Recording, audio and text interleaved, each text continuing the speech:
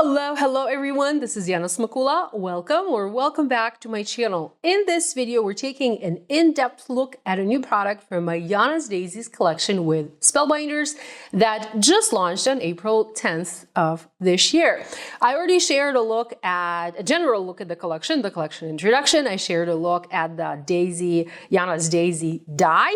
I also shared a look at the Daisy Trio, which is a BetterPress plate with coordinating coloring stencils. And today I am taking a look at the Daisy Shower BetterPress Plate and the coordinating coloring stencil. So let's jump right in.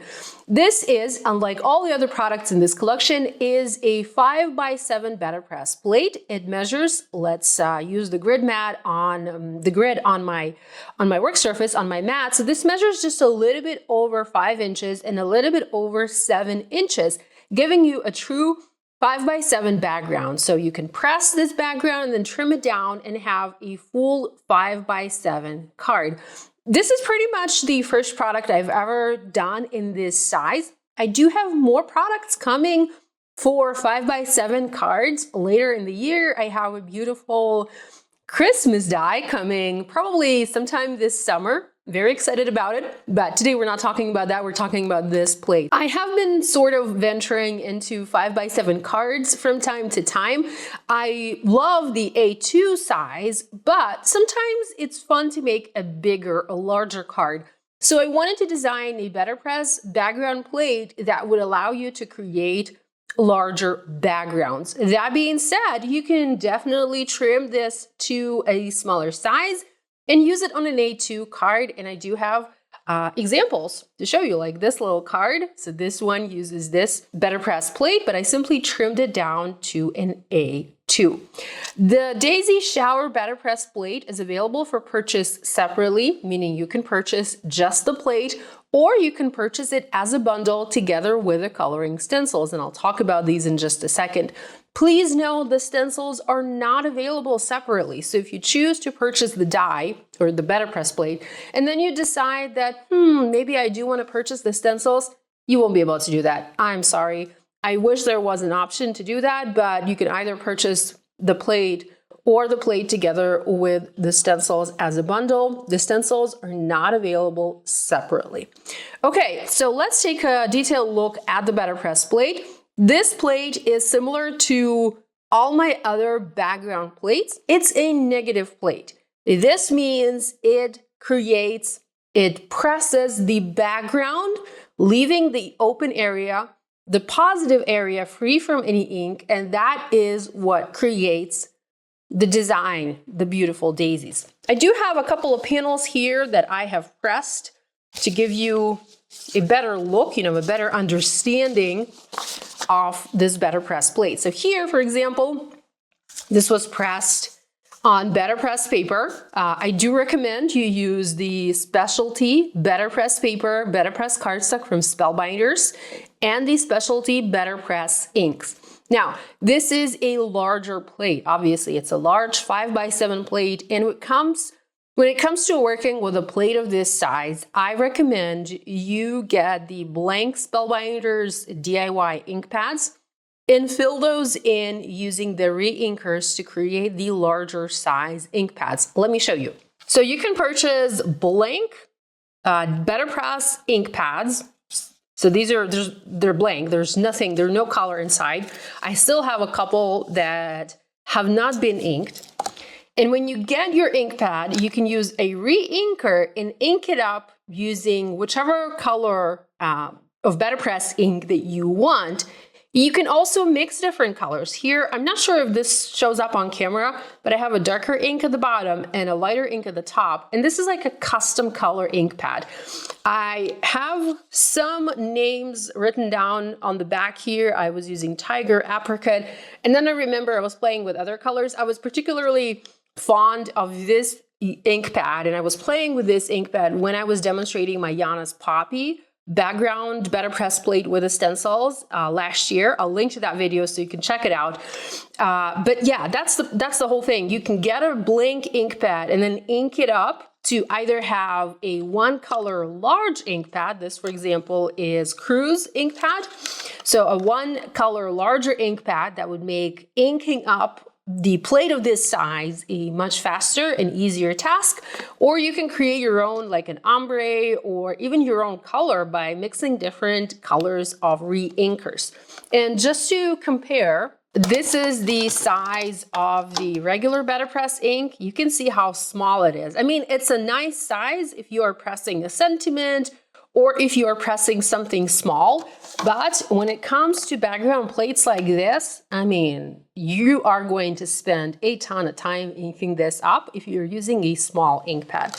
So I recommend the DIY ink pads and the re-inkers. Here I have my re-inkers to create your own custom ink pads to make the inking up of these background plates faster and a more enjoyable process.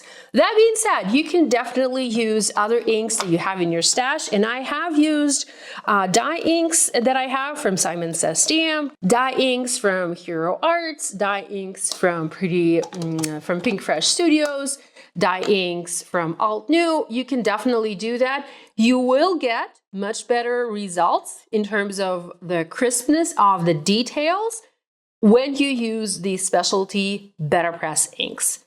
Trust me, I've tried the different inks. They all work, but you'll get the best detail with a BetterPress ink on the BetterPress cardstock. And you don't need to have a bunch of these. Say you have all the colors of the BetterPress inks in this size.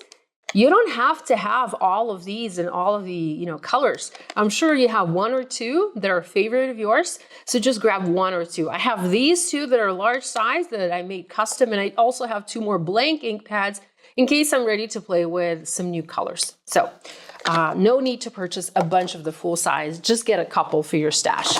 So here we have a panel pressed in pink. This was pressed using the BetterPress black, and I already started coloring it. I do have some footage that I have filmed of how I was making some of these backgrounds and also some of these cards. And I will insert that footage here for you so you can kind of follow along.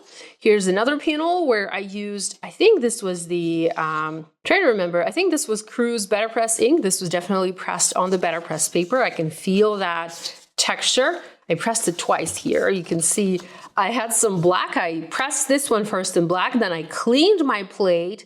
And I pressed it in a lighter color, like this color, but I still had a bunch of black left over, so I didn't like it. I flipped my paper to the back and I pressed again. So here's that color, and then I have another one. I think this is Cruise, or I'm not sure which color this is, but I was testing using the teal and then the pink and the yellow, and this was a little bit too much for my taste, but still wanted to share this with you. Okay, let's look at the stencils. So the stencils, I call them coloring stencils. They're not layering, they're coloring, because you can use a stencil to add color to this plate. You can most certainly use the plate without the stencils and color it using any coloring mediums that you prefer. But do make sure you are using the right color of ink and the right type of paper for the coloring medium you are planning to use. That will guarantee the best results. BetterPress ink works really great when you want to do ink blending. It does not smudge. But if you want to use the BetterPress ink with Copic markers, for example, that ink will bleed. So I don't recommend doing that. You might instead want to switch to a Copic marker friendly ink. Okay, let's look at the stencils. We have 4 stencil layers. They are etched, and you have the stencil number etched at the bottom here. Mine is a prototype, so I'm not sure if this name is correct, but yours will be correct. So it says STNB-000. That's incorrect. And then it says 1. This means this is stencil layer number 1. We have one that says 2, stencil layer number 2, stencil layer number 3, and stencil layer number 4. So when it comes to stenciling with these beauties, I'm going to flip this one to the back. You simply align it on your background. Actually, let's go ahead and grab a panel. So let's work with this panel, for example. You simply align your stencil and you ink blend first the stems. Then we have 2 stencil layers for the petals, so you can ink blend the petals separately and have some definition to the petals. So you would ink blend this layer using one color, and then ink blend this next layer using either that same color, or if you want to have some funky looking daisies, you can switch to a different color.